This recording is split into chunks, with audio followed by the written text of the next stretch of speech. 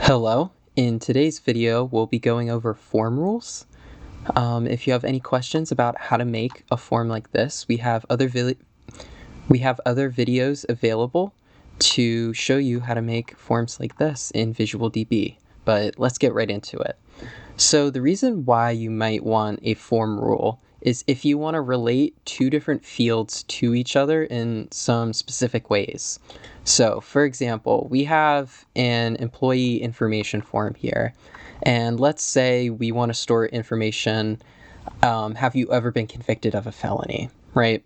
This is something that's common on employee forms where if you press yes, you'll be able to type in here, but if it's no, you won't be able to type in anything in this box below that says, if yes, please explain. So in this case, no matter what we pick, we're going to be able to type something in here. And we don't want users to type something if they say no, because there's no information needed there. So how we fix this is if we go to settings, we click our design mode, we can see form rules over here. So we can say has felony conviction. So then what we're going to do is we are going to select the field that we want to get to. So convicted of a felony, that would be our felony conviction. Right below we have our felony explain, which is the box below. And then we're going to change stuff in our conditions section. So here we are going to first delete this. Then we're going to set this to is false, right? So what do we want to happen when the felony conviction is false? We are going to clear and disable our felony explain. So let me find that real quick. Felony explain right here.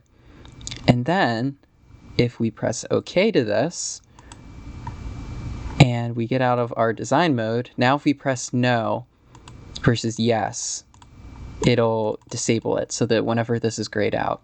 And an important thing to notice here is that we chose clear and disable. If we just chose disable, we would be able to type something. So here's something, and then if we press no, it'll still keep that there.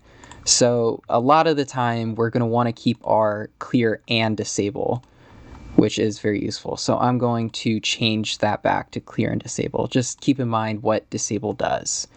Other than this, we can do another example of this, and that is with our previous employer. So right above, right? So if I press no, I don't want people to put in start dates and end dates if they haven't worked for this employer previously, right? So we're going to go into settings. We're going to add another form rule. And for this thing, we are going to pick our previous employer one. And that is our ever worked for employer, right? So if we click this, this is our field previously worked for employer. And then we're going to say if that's false, like we did for the other one, and we are going to clear and disable again because we don't want people to save their dates in there, even if it's disabled. And then we're going to do our end date employer right here. And then we're going to add another action where we clear and disable. And then we're going to find our start date. So that starts with an S. So that'll be down here, start date employer. So then we're going to press OK. Oh, we need to add a name. So we're going to call this previous work.